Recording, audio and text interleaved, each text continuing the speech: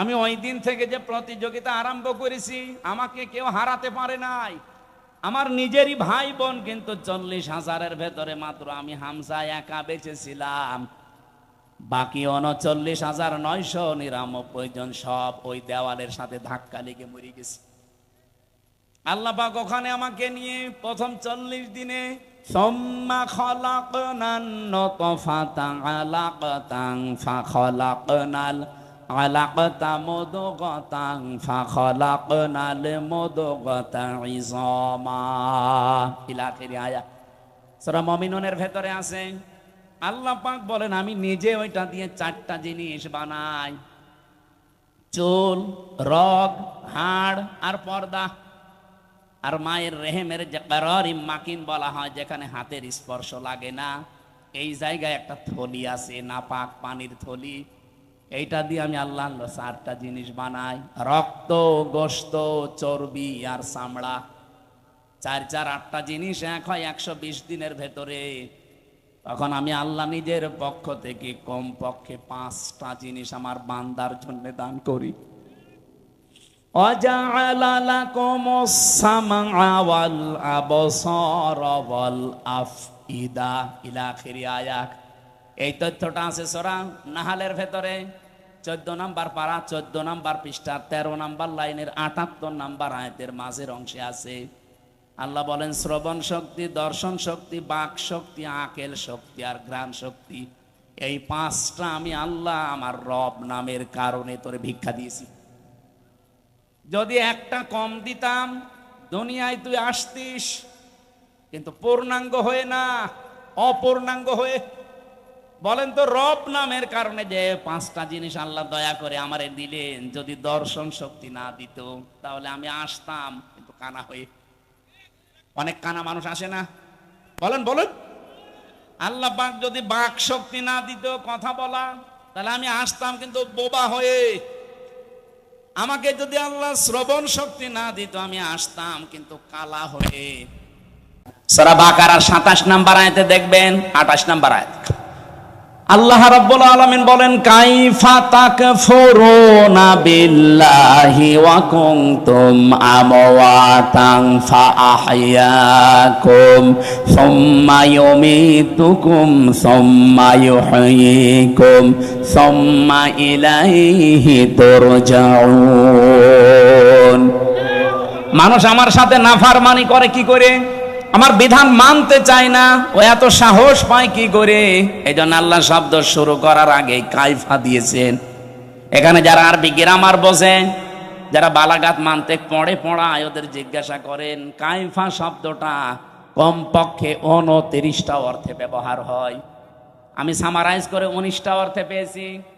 এর ভেতরে 13 নম্বর একটা কায়দা বালাগাত মান থেকে আছে।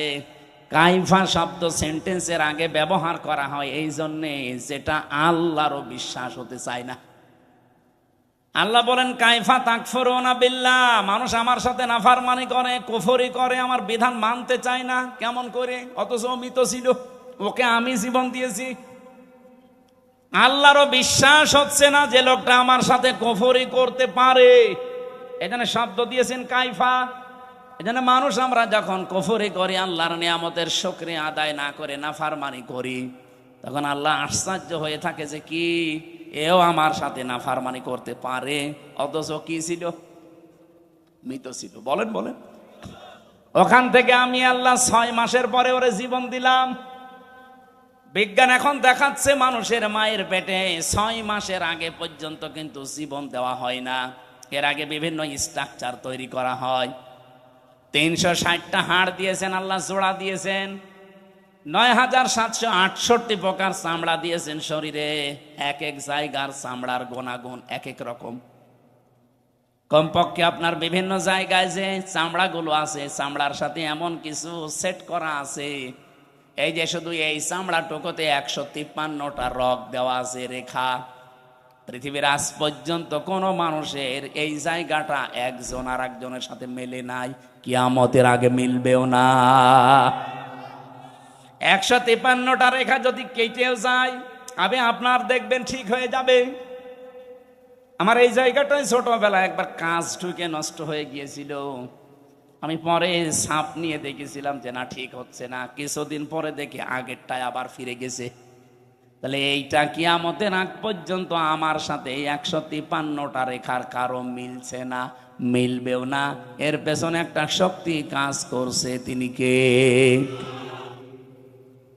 শুধুমাত্র জহব্বা বানিয়েছেন আল্লাহ। এই যে জহব্বা বলা হয় জিবা, বিজ্ঞান এখন এই জহব্বা নিয়ে গবেষণা করে জানিয়েছে এর ভেতরে কমপক্ষে 2 কোটি আস্বাদন স্তর আছে, স্বাদ নেওয়ার স্তর আছে। এই পৃথিবীতে যত বড় রেস্টুরেন্ট হোক, রেস্তোরাঁ হোক, হোটেল হোক, 2 কোটি খাবার রান্না হওয়ার কোনো হোটেল আপনি পেয়েছেন? হ্যাঁ, আমি এই বয়সে আমার মনে হয় কতগুলো দেশ আমি ঘুরে আসলাম, পৃথিবীর কোনো উন্নত দেশেও এত প্রকার খাবার আমি পাইনি। সর্বোচ্চ খাবার পেয়েছি 180 প্রকার। এই যে গাজীপুরের কাপাসে একটা হোটেল আছে নিরিবিলি, তোতামিয়া, ও খাবার রান্না করে 180 প্রকার পর্যন্ত খাবার ওর হোটেলে আমি পেয়েছি। একটা মাহফিল দিয়েছিল, বললাম খাবার দেন তো কি কি আছে দেখি। এটা কি? বলছে কাঁঠালের পাতা ভর্তা। কাঁঠালের পাতা ভর্তা বলে এও একটা তরকারি, আর এইটা বাঁশের পাতা ভর্তা। মানে সারা দুনিয়া কুড়িয়ে মাত্র 180 প্রকার, আর আমার জহব্বার ভেতরে আল্লাহ স্বাদ নেওয়ার স্তর দিয়েছেন কত? 2 কোটি। কিয়ামত পর্যন্ত দিলেও তো স্বাদের স্তর শেষ হবে না। এই স্তরটা আল্লাহ দেয় কখন? বিজ্ঞান এখন জানাচ্ছে কমপক্ষে যখন 6 মাস হয়ে যায়, 6 মাসের পরে তখন আপনার ভেতরে আল্লাহর রুহু দেয়। এটা আল্লাহর সিদ্ধান্ত। রুহু কি? আল্লাহর হুকুম বা সিদ্ধান্ত। ওরা যে বলছে সিদ্ধান্ত আমার, দেহ আমার, আরে ভাই দেহ আপনার না, সিদ্ধান্ত আপনার না। এ দেহ বানিয়েছে ওই যে শুরু থেকে কে বলেন তো? আরো জোরে বলেন। মা বাবার কি দায়িত্ব ছিল? সূরা ওয়াকিয়ার ভেতরে আছে, ওরা শুধু বিছানায় ছিল, এই শেষ। বাকি যা করছে ওখান থেকে, সেই বীর্য থেকে হামজা পর্যন্ত কে?